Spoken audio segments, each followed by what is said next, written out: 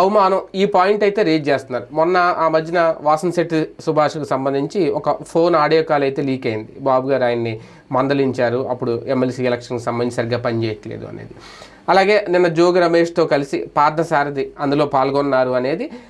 ఒక రోజేమో ఆయన తప్పైపోయిందన్నారు, క్షమాపణలు చెప్పారు, దానికి ఎక్స్ప్లెనేషన్ ఇచ్చారంట నారా లోకేష్ గారికి. మళ్ళీ కార్యకర్తలందరికీ మన్నించండు అంటూ ఆయన వాళ్ళందరికీ మన్నించమని కోరడం, దాని మీద బుద్ధా వెంకన్న కూడా పాయింట్ రేజ్ చేయడం, అవమానించారు, వెళ్ళడం, ఇదంతా ఓవరాల్గా ఏంటి అంటే తెలుగుదేశం పార్టీలో బీసీ నాయకులకి అవమానాలు పాలవ్వాల్సిందేనా, లేదంటే బీసీ నాయకులను పక్కన పెడుతున్నారా? మొన్న పదవుల విషయంలో కూడా సీనియర్లకు కూడా కొంతమంది యనమల రామకృష్ణ లాంటి వాళ్ళకి పదవులు వస్తాయని అనుకుని ఆశిస్తే వాళ్ళని కూడా పక్కన పెట్టారు, ఆయన కూడా సైలెంట్ అయ్యారు అనేది. అంటే ఇది చిలికి గాలి వల్ల పెద్దదవుతుందా, లేదంటే నిజంగానే బీసీ నాయకులకి చిన్న చూపు చూస్తుందా తెలుగుదేశం పార్టీ, లేదంటే బాబు గారు కానీ? ఇదే అంశం మీద చర్చించే ప్రయత్నం చేద్దాం సార్. అంటే మరీ డ్రిల్లింగ్ చేసినట్టు అనిపించట్లేదా పార్థసారథిని? వరుసగా 2-3 రోజులు అదే కంటిన్యూగా, ఓకే పత్రికలు కూడా మరి కావాలని రాస్తున్నాయో, లేదంటే వీళ్ళే కావాలని సారీ చెప్తున్నారో, లేదంటే పత్రికలకి నచ్చలేదో వీళ్ళకంటే పార్టీ కంటే ముందు, ఎలా చూడాలి? 2014 అధికారంలోకి వచ్చినప్పుడు చంద్రబాబు గారు ఆయన మీడియా సపోర్టుతో కంటే కూడా డైరెక్ట్గా ప్రజాభిప్రాయంతో వచ్చారు. ఆయన ఆ టైంలో ఆయనకి ఈ మీడియా ఫీడ్బ్యాక్తో అంతకుముందు 2004కి ముందు విపరీతమైన మీడియా ఫీడ్బ్యాక్ ఆయనకి. ఆ మీడియా వాళ్ళు ఇచ్చిన సలహాలు లేదా మీడియాలో వచ్చిన వార్తల ఆధారంగా ఆయన పరిపాలన చేస్తే 10 సంవత్సరాలు ఆయన అధికారికి దొరవయ్యాడు మీడియా ఇచ్చిన వార్తల వల్ల. 2014 అప్పుడు ఆయన ముఖ్యమంత్రి అయ్యాక మొట్టమొదటి భోజనాలు అరేంజ్ చేశారు మీడియా ఎడిటర్లందరికీ. నేను కూడా వెళ్ళాను ఆ రోజున హైదరాబాద్లో. ఆ రోజున ఇదే టాపిక్ వచ్చింది, అంటే ఇట్లాగ బల్లకి 10 మంది కుర్చీలు ఇట్లాగా. అప్పుడే అతని పేరు ఏంటి, మన ఈయన సాక్షిలు ఇప్పుడు ఉన్నటువంటి ఆయన ఉన్నారు కదా అందరూ, అంటే అప్పుడు జ్యోతి ఎన్టీవీలో ఉన్నారు, కొమ్మినేని. మేమందరం కూర్చుని ఉన్నాం. ఒక్కొక్క బెంచ్ దగ్గరికి వచ్చినప్పుడు చంద్రబాబు గారు మాదే బెంచ్ దగ్గర కూర్చున్నప్పుడు నేనే అన్నా అనమాట, సరే మీరున్నప్పుడు ఒకప్పుడు టీవీలు పేపర్లలో వచ్చిన వార్తలు ఇమ్మీడియట్గా రెస్పాండ్ అయ్యి ఒక టీం నడిపేవాళ్ళు, ఆ టీం ఇమ్మీడియట్ స్పాట్ రెస్పాండ్ అయ్యేది, యాక్షన్ వితిన్ మినిట్స్లో వచ్చేది. అలాంటి ఒక పాలకుడుగానే మిమ్మల్ని ఇప్పుడు మళ్ళీ ఎన్నుకున్నారు ఈ టైంలో రాష్ట్ర విభజన ఇలాంటి సందర్భంలో, కాబట్టి మళ్ళీ ఆ సిస్టమ్ తెస్తారా అని అడిగాను నేను. అడిగితే అదే నేను చేసిన తప్పు, 10 సంవత్సరాల అధికారానికి దూరం అయ్యాను, మీడియా ఇన్ఫ్లుయెన్స్కి నేను లోన్ గాను, మీడియా మీ వార్తల కోసం, అంటే మీ వార్తలకి నేను స్పందించానని చూపెట్టుకోవడం కోసం అన్నీ నెగిటివే రాస్తా వచ్చాను నా మీద. అంటే ప్రభుత్వం ఇది చెయ్యండి ఇట్లాగంటే మీరు ఒక వ్యతిరేక వార్తను తీసుకొస్తారు, నేను వెంటనే స్పందిస్తాను, యాక్షన్ తీసుకుంటున్నాను. ప్రజలు నేను స్పందించాను యాక్షన్ తీసుకున్నానని చూడలేదు, ఇన్ని సమస్యలు ఉన్నాయని చూశారు. అందుకని 10 సంవత్సరాల పాటు నేను అధికారం దూరం అవ్వాల్సి వచ్చింది. ఈ దఫా మీడియాని నేను ఎంతవరకు ఉంచాలో అంతవరకే ఉంచుతాను, ఎంతవరకు ఉండాలో అంతవరకే ఉంటానన్నారు. అప్పుడు మీడియా ఇన్ఫ్లుయెన్స్ నుంచి బయటకు వస్తానని చెప్పారు. కానీ 4 రోజులు పోయేటప్పటికి మీడియా మళ్ళీ ఆయన చుట్టూ చేరిపోయింది. బ్రేకింగ్లు, స్క్రోలింగ్లు, ఈ కథ నడిచింది. పర్యవసానం ఆయన మళ్ళీ అధికారం తేయడానికి కారణమైంది. ఇప్పుడు ఆయనకి జరుగుతున్నటువంటిది ఏంటంటే ఈ దఫా మీడియాని అతిగా నమ్ముతున్నారు ఆయన. ఎందుకని? గత 5 ఏళ్ళు జగన్ ప్రభుత్వం టైంలో ఓ రకంగా తెలుగుదేశాన్ని కాపాడుకొచ్చింది మీడియా. వైఎస్ఆర్ కాంగ్రెస్ పార్టీ మీద ద్వేషం నూరిపోయడానికి మీడియా తనకున్నటువంటి ఒక నైతిక విలువను వదిలేసింది. ఓ రకంగా సున్నితమైనటువంటి సిల్క్ పొర లాంటి చీర కప్పేది అంతకుముందు. ఎలాంటిది? 3వ పేజీ 5వ పేజీలోనూ విశ్లేషణలు రాస్తూ, మిగతా వార్తలు మామూలుగా రాస్తూ, ఎలక్షన్స్ అప్పుడు సపోర్టింగ్గా చేస్తూ రాసుకొచ్చేది. కానీ మొన్నటిసారి కంప్లీట్గా నగ్నంగా తమ పార్టీల తత్వాన్ని ప్రకటించుకున్నారు వాళ్ళు. దానికి అనుగుణంగా జగన్ మీద విద్వేషాన్ని రేకెత్తిస్తూ చంద్రబాబు అయితేనే పరిపాలన బాగా చేస్తానని ఓపెన్గా రాయడం ఏం చేశారు ప్రతి వార్త. ఈవెన్ ఇప్పుడు కూడా జగన్ టైంలో అంతా నాశనం అయిపోతే చంద్రబాబు కాపాడుతున్నాడు అన్నటువంటి కోణంలో రాసుకొస్తున్నారు. అంటే మీడియా కాస్త దాన్ని ఏమంటారంటే మేకప్ వేసుకుని కవర్ చేసుకుంటుంది, తనని తాను న్యూట్రల్ అనేటటువంటిది కవర్ చేసుకుంటూ విశ్వసనీయతని పెంచుకుంటూ తన విశ్వసనీయతని అమ్మేది ఇక్కడ. ఉమ్, ఉమ్. ఆ విశ్వసనీయతే కదా పేపర్ని కొనేదో మనం టీవీలో చూసేదో. అవును. ఆ విశ్వసనీయతని మన దగ్గర నుంచి పొందేందుకోసం మన వైపు ఒక ముఖం చూపెట్టి ఉమ్, అటువైపు ఇంకో ముఖం చూపెడుతూ జాగ్రత్తగా ఒక సున్నితమైన గీత గీసుకుని నడిచింది. ఉమ్, ఇప్పుడు ఆ గీత చెరిగిపోయింది. ఉమ్, కంప్లీట్ నగ్నంగా ఆ పార్టీ కార్యకర్తలం మేము అనే తరహాలో బిహేవ్ చేస్తాం. ఉమ్, అలా చేయడం వల్ల ఆయన విజయం సాధించారు. ఉమ్, దాంతో ఇప్పుడు అదే మీడియా నెత్తినెక్కి కూర్చుంది. ఉమ్, ఉమ్, అట్లాగే సోషల్ మీడియా వాళ్ళు తెగించి పోస్టులు పెట్టి అవసరమైతే అరెస్టులు అయ్యి జైళ్ళకి వెళ్ళి చంద్రబాబు గెలవడంలో కీలక పాత్ర పోషించారు. ఉమ్, ఎందుకు గెలిపించాం మనందరం ఆయన్ని అంటే ఆయన సమర్థమైనటువంటి నాయకుడు, సంక్షోభాల్ని అధిగమించగలడు, సంక్షోభాల్ని పరిష్కరించగలడు, ఆయనకి ఆ బుర్ర ఉంది అని కదా. ఇంకా ఆయన పని ఆయన చేయనియాలి కదా, వదిలేయాలి కదా మనం. కానీ ఇది ఎట్టెందుకు చేసావు, అది అట్టెందుకు చేసావు, ఇది ఇట్టెందుకు ఉండకూడదు, ఈ వార్తలు వీళ్ళు రాస్తున్నారు, దాన్ని పుచ్చుకుని ఆ పేపర్ ఆ సోషల్ మీడియాలో ప్రమోట్ చేస్తున్నారు. ఇప్పుడు చంద్రబాబు మీద నెగిటివ్ వైసీపీ వాడు చేయట్లా, అవును అవును కరెక్టే. తెలుగుదేశం మీద నెగిటివ్ వైసీపీ వాడు చేయట్లా, అవును వీళ్ళే చేస్తున్నారు. సాధారణంగా ఏం చేయాలి, దిక్కుమాలిన ప్రొజెక్షన్స్ ఏం లేకుండా ఇప్పుడు అమరావతిలో ఇదిగో ఇది బాగుపడుతుంది, లేదు విద్యా వ్యవస్థకు సంబంధించి ఇది బాగుపడుతుంది, లేదా ఈ మంచి పని చేశారు, ఇది ప్రమోట్ చేయాలి. పాజిటివ్ ప్రమోషన్ చేయట్లా, నెగిటివ్ ప్రమోషన్. ఇప్పుడు చంద్రబాబు గారిది ఇప్పుడు ఫర్ ఎగ్జాంపుల్ ఏదో చేప పిల్లలు సంబంధించి వార్త రాసుకొచ్చారు. రాసుకొచ్చిన వార్త అంతా చదివితే నాకు అర్థమైంది ఏంటంటే జగన్ ఉన్న 5 ఏళ్ళు కూడా చేప పిల్లలు వర్షాకాలంలోనే వేసేవాడు. ఇదే సీజను శీతాకాలానికి వచ్చేసి ఇప్పుడు వేస్తున్నారు చేప పిల్లలు. దాన్ని కూడా కాంట్రాక్ట్ బేసిస్ మీద వేస్తున్నారు, టెండర్ పిలవకుండా. ఇది వార్త. దానికి ఎక్కడో ఇది వైసీపీ మనుషులే ఉన్నారు అని ఒక దిక్కుమాలిన ఒక నేరేషన్. రైట్, వైసీపీ మనిషి ఆడు ఏమన్నా వైఎస్ఆర్ కాంగ్రెస్ వాళ్ళు పుట్టాడా, లేకపోతే వైసీపీ ఏమైనా పుట్టినప్పటి నుంచి ఉందా? అంటే మనం ఎవరి మీద వార్త రాయాలంటే వాడిని వైసీపీ అని ముద్రయ్యాలి. అంటే మనం ఎవరన్నా దొంగనాలంటే వాడు వైసీపీ అని అయ్యాలి. వైసీపీ అంటే దొంగని చూపించడం కోసం బాగుంది. కానీ ఇక్కడ ఈయన్ని దొంగని చేస్తున్నారు. ఇప్పుడు టెండర్ పిలవకుండా ఇచ్చారంటే ఎవరు చేస్తున్నట్టు? అదే కదా, ఇప్పుడు ప్రభుత్వమే కదా. ఇది ఈ కోణంలో ప్రొజెక్షన్ పెరిగిపోయింది.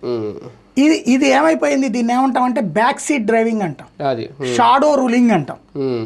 సాధారణంగా షాడో రూలింగ్ ఎట్లా ఉంటుందంటే సోనియా గాంధీ మన్మోహన్ని పరిపాలింపజేయడమో, లేకపోతే కేసీఆర్ అధికారంలో ఉన్నప్పుడు కేటీఆర్ పరిపాలన నడిపాడు, లేదా చంద్రబాబు గారి పరిపాలన లోకేష్ పరిపాలిస్తుంటేనో దాన్ని షాడో అంటాం. కానీ ఇప్పుడు పాపం వాళ్ళిద్దరిని వెంటాడుతున్నారు. ఇవాళ విద్యా వ్యవస్థ ఉన్నత విద్యాశాఖ గురించి ఒక స్టోరీ రాసుకొచ్చారు. లోకేష్ ఒక సిస్టమ్ని తయారు చేస్తున్నాడు, ఒకటి కరికులము. ఈలోపు అర్జెంటుగా ఈ వ్యవస్థ అంతా నాశనం అయిపోయింది, ఎందుకు చేయట్లేదు, 6 నెలలు అయిపోయింది. ఏం చేయాలి ఇప్పుడు అర్జెంటుగా? ఒక ఎదవని తీసి ఇంకో ఎదవని పెట్టాలా? దానికి ఒక సిస్టమ్ ఆయన తయారు చేసుకోవాలి, ఛాన్స్ ఇవ్వాలి కదా. చంద్రబాబుకి లోకేష్కి ఛాన్స్ ఇవ్వట్లే. వీళ్ళు నువ్వు అట్టెందుకు చేయవు, ఇదెందుకు చేయవు, అదెందుకు చేయవు అని ఏడిపించేస్తున్నారు. దాంతో వాళ్ళు కూడా ఏమైపోతుంది, వేరే వాడు ఎవడో తిడత కేసులు ఎట్లా లోపలేయచ్చు, ఏళ్ళోళ్ళే తిడతంటే ఏమనాలా? అదే కదా. రెస్పాండ్ కాకపోతే మా మాట వింటలేదు నువ్వు అని జగన్ ఎట్టయితే వాళ్ళ సోషల్ మీడియా వాళ్ళు వదిలేశారు, వాళ్ళ కార్యకర్తలు వదిలేశారు, అట్లా మనల్ని వదిలేస్తారేమో అని భయపడిపోయి ప్రతిదానికి వీళ్ళు రెస్పాండ్ అయ్యి ఆ రెస్పాన్స్ అలా అని తిట్టరు, ఇదేం చేయరు, వాళ్ళతో చచ్చిపోతున్నాం ముందు కొంచెం సమాధానం చెప్పండి ఎట్లాగా అనేటటువంటి దాంట్లో హెడ్డింగుల్లో తీవ్రంగా మందలించిన లోకేష్ ఇది. కానీ ఇదేమవుతుంది, ఒక వర్గాన్ని మీరు శత్రువులుగా చేస్తున్నారు. నువ్వు ఫర్ ఎగ్జాంపుల్ మీరు మొన్న చూసాం తోట త్రిమూర్తులు స్పీచ్ ఇచ్చింది ఎక్కడ, కాపు సామాజిక వర్గానికి సంబంధించిన వనభోజనాలు. అది వైసీపీ వనభోజనం కాదుగా, కాపు సామాజిక వర్గం పెట్టుకున్న వనభోజనంలో అదే వేదిక మీద తెలుగుదేశం వాళ్ళు ఉన్నారు, జనసేన ఉన్నారు. మరి అక్కడ లేనిదే కమ్మ సామాజిక వర్గానికి సంబంధించిన దాంట్లో అందరు ఉన్నారు కదా, అక్కడ లేనిదే రెడ్డి సామాజిక వర్గానికి సంబంధించిన అందరూ ఉంటున్నారు కదా. ఇక్కడ ఇది గౌడు సామాజిక వర్గానికి సంబంధించిన మీటింగ్.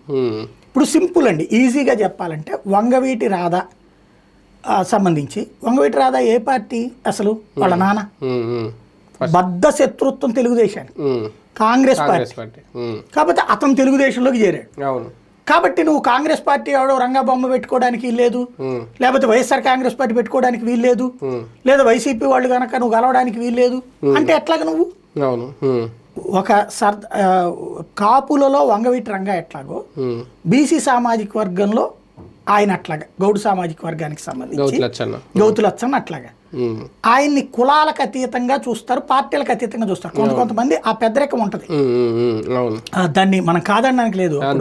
ఆయన యార్లగడ్డ వెంకటరావు గారు, వడ్డే శోభనేశ్వరరావు గారు, వీళ్ళు ఏ పార్టీలో ఉన్నా సరే అన్ని పార్టీలతో సమన్వయం చేసుకుంటారు.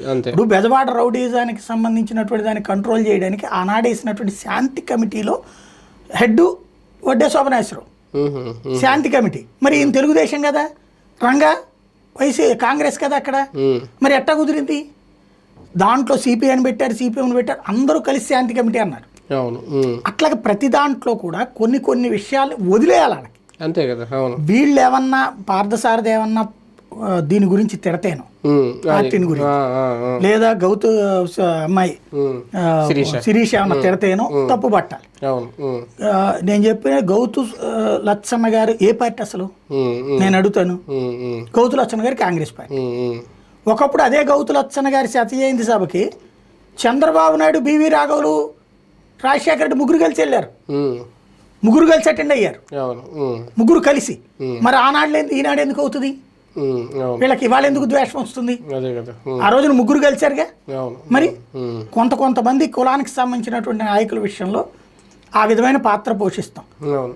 ఇప్పుడు అంబేద్కర్ గారు కాంగ్రెస్ పార్టీలో ఉండేవారు కాబట్టి ఆయన మా పార్టీ నాయకుడు అంటే ఎట్టగా అందరం తీసుకుంటాంగా మనం. కొన్నిటికి ఆ గౌరవం వదిలేయాలి. ఇక్కడ social media, print media, social media ఒకటి వ్యాఖ్యానించిందంటే ఒక అర్థం ఉంది. పోనీ వాళ్ళ విపరీతమైనటువంటి ఎక్సైట్మెంట్ పెరిగిపోయిందని. కానీ ఇక్కడ పేపర్లు రాయడం ఏంటిది? నువ్వు వాడిని లోపలేసి ఈయన చెయ్యు, వాడిని నువ్వు పిలువు, వాడిని మందలించు, ఈయన మందలించు, ఏంది ఇది? జోగి రమేష్ పోని మాట్లాడింది నేను విన్నా, ఏమన్నా తేడా మాట్లాడాడు. ఒక్క ముక్క అతను మాట్లాడింది ఏంటంటే, ఆ రోజుల్లోనే రాజశేఖర్ రెడ్డి రవీంద్ర భారతిలో శత జయంతి సభ పెట్టాడు, కాంగ్రెస్ పార్టీ ఆయన అయినా కూడా అక్కడ తర్వాత వాళ్ళ అబ్బాయి ఇటు ఉన్నా సరే పెట్టాడు, శిరీషమ్మ కష్టపడుతుంది, ఇట్లా అని చెప్పుకొచ్చాడు అతను. ఎక్కడ జోగి రమేష్ వ్యాఖ్యల గురించి ఏ పేపర్ రాయలేదు. కార్యకర్తల మనోభావాలు దెబ్బతిన్నాయి, అక్కడ జోగి రమేష్ ఉన్న వేదికని పార్థసారథి ఎందుకు పంచుకున్నారు, ముందు ఆ వార్త రాయగానే వెంటనే తర్వాత బుద్ధ వెంకన్న లాంటి వాళ్ళు ప్రెస్ మీట్ పెట్టేశారు, దాన్ని వాళ్ళు ఖండించేశారు, మళ్ళీ అది ఇంకో వార్త ఇంకా ఫాలో అప్ అనమాట దాని మీద. అంటే ఇంకా పార్థసారథిని ఎంత డ్రిల్ చేయాలో అంత చేసేస్తున్నట్టుంది. అది ఇక్కడ బేసిక్గా తెలుగుదేశంలో మాట చెప్తారు, బీసీ నాయకులకి బీసీలు ఓట్లేసి గెలిపిస్తే వస్తుంటుంది, కానీ బీసీ నాయకులలో ఒక 3-4 కుటుంబాల వాళ్ళే సక్సెస్ అక్కడ, మిగతా కుటుంబాలను అక్కడే ఉంచేశారు. గ్రౌండ్ లెవెల్లో ఎదిగేలా చేసుకునే టైం ఇది. జగన్ పక్కన బీసీ కార్డు అట్టుకుని తిరిగాడు మొన్న, దురదృష్టవశాత్తు ఓడిపోయాడు. కానీ ఇప్పుడు ఇట్లా చేస్తే ఏమవుతుంది? అదే కదా, బీసీలకు ఎక్కడైతే అవమానం ఉంటుంది అక్కడైతే ఇస్తారనేటువంటి ఫీలింగ్ లేదా? ఫీలింగ్ వస్తుంది. అవును, ఈవెన్ అందులో ఈయన పిలిచి పదవి ఇచ్చినట్టు కదా పార్థసారథిని, మొన్న వైసీపీ ఆయన పిలిచి మంత్రిని చేశారు ఇప్పుడు సింగిల్ టైమ్ లో. ఇప్పుడు 4 రాజ్యసభ సభ్యులు అయితే అందులో 3 రాజీనామా చేశారు, బీసీలకే 4 ఇచ్చాడు అతను. ఆ 3లో ఒకటి బీసీలకి తీసేశారు వీళ్ళు. ఇప్పుడు ఆయన పేరేంటి, సానా సతీష్కి ఇచ్చింది ఏంటి, మోపిదేవి రావు బీసీ కృష్ణకి ఇచ్చారు, కానీ ఈయన తీసేశారుగా అక్కడ. అంటే ఈయన వద్దనుకున్నాడు కాబట్టి తీసేశారు ఒక రకంగా. అప్పుడు బీసీకి ఇవ్వాలిగా, బీసీకి ఇవ్వాలి. ఇంకో బీసీకి ఇవ్వలేదు కదా, మరి యనమలకి ఇవ్వచ్చు కదా. అది యనమల ఫీల్ అయింది అక్కడ కూడా బీసీకి అవమానం అని జరిగింది. అది అట్లాగా కొన్ని కౌంట్ అవుతుంది. కాకపోతే ఇది అర్జెంటుగా వచ్చేసేసి ఏదో సంక్షోభాలు వస్తాయని కాదు, కానీ మన ప్రవర్తన బీసీ నాయకుల్ని ఆయన వేదిక మీద అన్ని కులాల వాళ్ళని నేను పక్కన పెట్టుకున్నాను అంటాడు. కానీ వాళ్ళకి నువ్వు ఇచ్చే వాల్యూ, ఇప్పుడు మనం జగన్ ఏమంటాం, పదవులు ఇస్తే కాదు వాళ్ళకి వాల్యూ ఇవ్వాలి. ఇప్పుడు ఇదే జోగి రమేష్ జగన్ ఉన్నప్పుడు విస్తృతంగా మాట్లాడేవాడు, అవంతి శ్రీనివాస్ మాట్లాడేవాడు కదా, లేకపోతే అతని పేరేంటి గోరంట్ల మాధవ్ మాట్లాడేవాడు కదా. బీసీలు అక్కడ విస్తృతమైన స్వేచ్ఛ అనుభవించారు, కాపులు విస్తృతమైన స్వేచ్ఛ అనుభవించారు. డబ్బులు సంపాదించుకోలేకపోయి ఉండొచ్చేమో, ఇప్పుడు సంపాదించుకుంటున్నారా?